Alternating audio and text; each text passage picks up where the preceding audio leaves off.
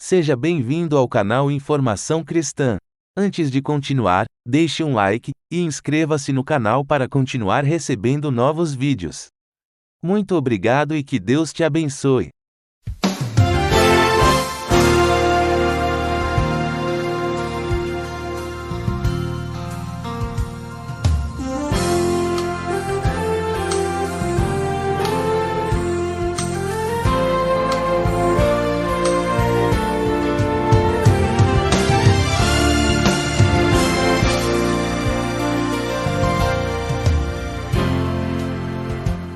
Talvez você tenha feito constantemente estas perguntas.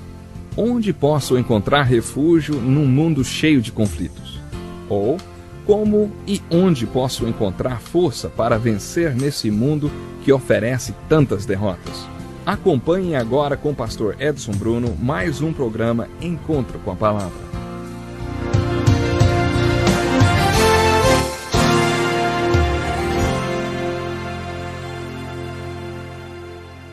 Obrigado, Daryl. É hora de você pegar a sua Bíblia e juntar-se a nós em mais um estudo da Palavra de Deus. Eu me sinto sempre muito feliz cada vez que podemos estar juntos aqui através do programa Encontro com a Palavra. Estudamos até o 8º livro da Bíblia, que é o livro de Ruth. No nosso último encontro, começamos o estudo dessa linda história de amor. É o livro que vem logo depois do livro de Juízes. A história aconteceu nos dias em que os juízes julgavam o povo de Israel, um período de escuridão espiritual na história dos hebreus. O livro de Ruth também é chamado de o romance da redenção.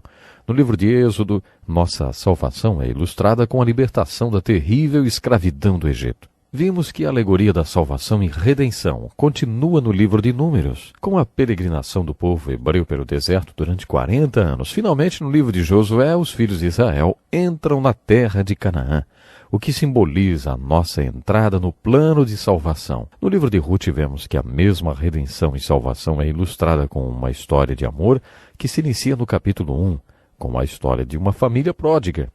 Devido a uma fome que se abateu na cidade de Belém, um homem, sua mulher e seus 2 filhos foram para a terra de Moabe. Nesse país distante, tudo foi muito difícil. Nessa parte da história, Noemi, a mãe pródiga, é o foco da narrativa.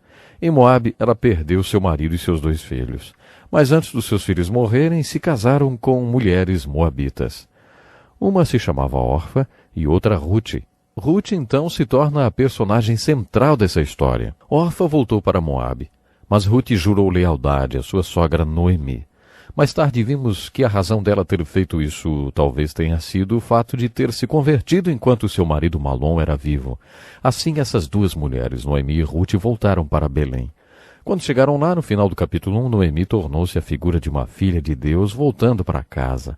A palavra voltarei é encontrada várias vezes no capítulo 1. Assim como o filho pródigo decidiu voltar para a casa de seu pai, Noemi decidiu voltar para Belém. Quando retornou, a graça de Deus estava esperando por ela. Deus expressou seu amor e graça para com Noemi de diversas maneiras. Nesse livro da Bíblia, Ruth ilustra uma pessoa que não fazia parte da família de Deus. Vemos que Deus expressou seu amor e sua graça para com ela por meio da redenção. A volta de Ruth para Belém com a sua sogra é uma linda ilustração da nossa redenção e salvação. Deus expressou sua graça para com ela, primeiramente no capítulo 1, quando ela foi colher atrás dos segadores. Isso era uma lei de Deus dada no livro de Levíticos, capítulo 19, versículo 9 e 10. Quando os segadores estivessem fazendo a colheita nos seus campos, não poderiam pegar o que caísse no chão. E não deveriam pegar todas as uvas e nem todas as espigas de milho. Dessa forma, os pobres e os estrangeiros seriam beneficiados. Ruth conhecia essa lei, e por isso foi aos campos colher atrás deles. A lei do parente remidor introduz uma verdade muito importante no livro de Ruth. Noemi, sogra de Ruth, tinha um parente muito rico cujo nome era Boaz. No versículo 3 do capítulo 2, nós lemos que Ruth foi colher no campo e, por acaso, entrou no campo de Boaz, que era da família de Elimeleque, seu falecido sogro. Ei, você acha que isso foi por acaso? Você acha que, coincidentemente, ela foi colher no campo desse homem? Lendo o primeiro capítulo de Mateus, descobrimos que Boaz e Ruth fazem parte da genealogia de Jesus Cristo, o Messias. Você acha que Deus, sabendo que a união dessas pessoas e o seu casamento levaria à vinda do Messias, deixaria que isso acontecesse por coincidência? Claro que isso foi providencial. Ruth foi para o campo que pertencia a Boaz. E no versículo 4 nós lemos: Boaz veio de Belém e disse aos segadores: O Senhor seja convosco. Responderam-lhe eles: O Senhor te abençoe. Que exemplo de relacionamento entre funcionário e empregador, hein? Não seria bom começarmos o nosso dia na fábrica ou na loja dessa forma? O Senhor seja com você. E o outro grita de lá: Deus te abençoe. E no versículo 5 nós lemos: Perguntou Boaz ao servo encarregado dos segadores: De quem é essa moça? Você quer saber o que essa pergunta realmente significa? Significa que Boaz se apaixonou. Ele viu aquela linda mulher colhendo nos campos. Ruth significa beleza, ou botão de rosa. É claro que ela era muito bonita. Quando Boaz a viu, ficou simplesmente embasbacado. Foi amor à primeira vista. Ele se apaixonou por ela e perguntou ao seu encarregado o que ele sabia sobre ela. O encarregado contou tudo o que sabia, que ela tinha sido casada com um homem hebreu no país de Moabe, que seu marido tinha morrido e que ela tinha jurado lealdade à sua sogra. E ele provavelmente contou que enquanto era casada com um homem hebreu, ela tinha se convertido.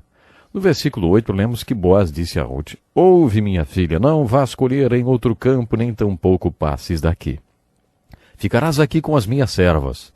Os teus olhos estarão atentos no campo que cegarem, e irás após elas. Dei ordem aos servos que não te toquem. Quando tiveres sede, vai aos vasos e bebe do que os servos tiverem tirado. Boaz deixou claro a Ruth que estava interessado nela. Agora as coisas tinham mudado bastante. Sua resposta está no versículo 10. Então ela, inclinando-se e prostrando-se com o rosto em terra, perguntou-lhe: Por que achei graça aos teus olhos, para que faças caso de mim, sendo eu estrangeira? Deparamos-nos com uma palavra muito bonita na Bíblia. Graça. Graça significa favor e bênção de Deus que não merecemos. Ruth está dizendo a Boaz: Eu não sou hebreia, não sou como uma de suas servas. Por que tem esse tipo de consideração comigo? Boaz respondeu que ela tinha feito a sua parte. No versículo 11 ele diz: Eu ouvi falar de tudo que fizeste a tua sogra depois da morte de teu marido, como deixaste a teu pai, a tua mãe, a terra onde nasceste, e vieste para um povo que dantes não conhecias. Que o Senhor recompense o teu feito. Que o Senhor, o Deus de Israel, sob cujas asas vieste buscar refúgio, te recompense ricamente. Isso é muito importante. Sob cujas asas vieste buscar refúgio. Você está vendo? Ruth tinha se convertido e Boaz sabia disso. Quando Boaz declarou a sua intenção de mostrar mesmo consideração por ela, Ruth disse: Ache eu graça aos teus olhos, Senhor meu. Em outras palavras, ela disse: Está bem, eu aceito o que você está fazendo por mim. Aí então, durante a refeição, Boaz disse: Achega-te, come do pão e molhe o teu bocado no vinho. Lemos aí que ela almoçou com ele no seu primeiro dia de trabalho. E diz ainda que ela comeu até ficar satisfeita. Havia uma música quando eu era jovem que dizia mais ou menos assim. Bom, uma pena que a inflação já levou aquele nosso centavo, né? Mas a música dizia assim, ó: Se eu tivesse um centavo, sabe o que eu faria? Eu gastaria tudo em doces para você. Eu nem me importo, porque você é tudo que eu gostaria de ter. Ah, porque eu estou apaixonado por você. Por você tudo eu gastaria. É isso que você tem vontade de fazer quando está apaixonado. Você quer gastar tudo com aquela pessoa. Você quer dar tudo para ela. Boaz estava realmente apaixonado e ele ficou pensando no que mais poderia fazer por aquela moça. Depois do almoço, Boaz chamou seus segadores e disse: Olha, quando vocês virem aquela moça atrás de vocês, deixem cair tudo o que estiverem carregando. Deixem tudo no chão e deixem que ela pegue. Deixem cair tudo de propósito. No final do primeiro dia de trabalho, Ruth estava carregada com tudo que tinha colhido. A lei ordenava: se você deixar cair inadvertidamente, não pegue do chão, deixe lá. Boaz mandou: toda vez que vocês a virem, deixem cair tudo que estiverem carregando. Boaz estava realmente interessado em Ruth, hein? Então, quando Ruth voltou para casa, trazia um saco de grãos. Quando sua sogra viu, perguntou: Onde você foi colher hoje? Onde você trabalhou? Inocentemente Ruth respondeu: no campo de um homem chamado Boaz. Noemi quase caiu para trás. Ela disse: bendito seja o Senhor, que não tem deixado a sua beneficência nem para com os vivos, nem para com os mortos. Esse homem é nosso parente chegado. O que Noemi estava tentando dizer era: nós vamos morar na casa grande. Dá para entender o que você acabou de me dizer. Boaz é um homem rico e parente do meu marido, seu sogro. Eu tenho certeza que Noemi tinha explicado para Ruth a lei de Deuteronômio 25, que dizia: Ruth tinha o direito de procurar qualquer parente do seu falecido marido e pedir-lhe em casamento. É claro que Ruth já sabia disso, e Noemi disse: é bom que você não tenha que ir a outro campo, continue a trabalhar nos campos dele.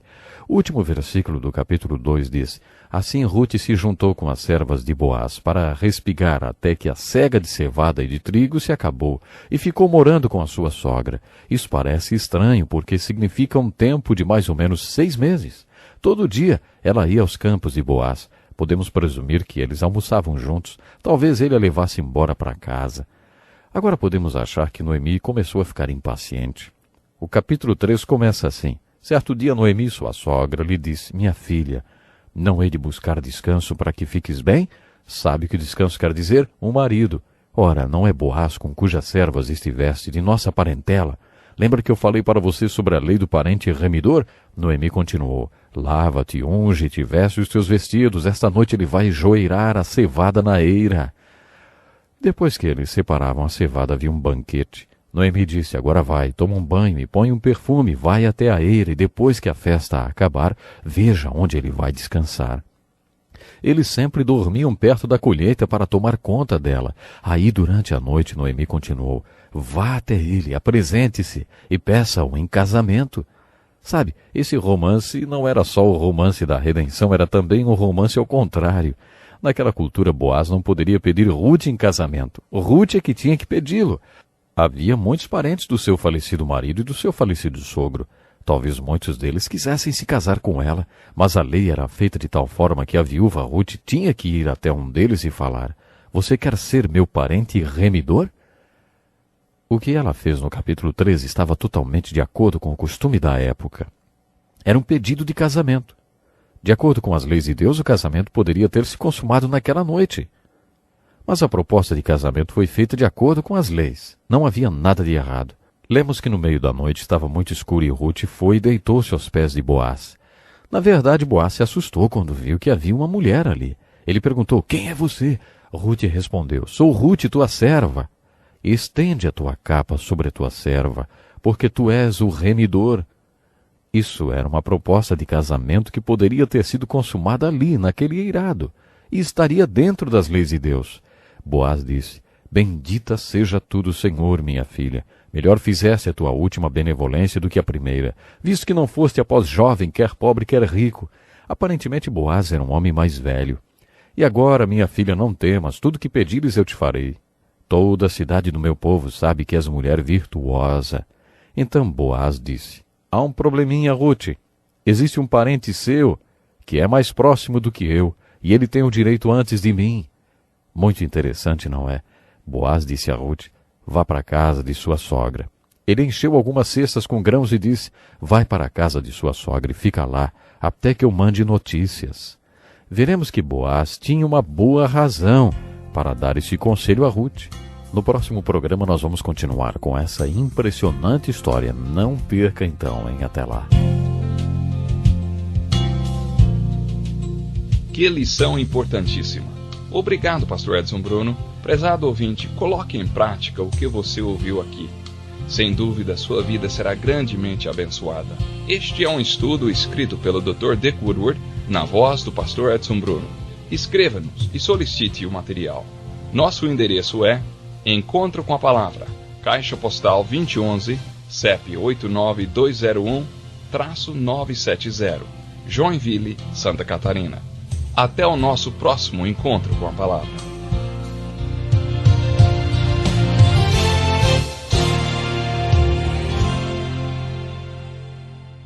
Obrigado por ter assistido um vídeo do nosso canal Informação Cristã. Esperamos que ele tenha edificado a sua vida e também da sua família.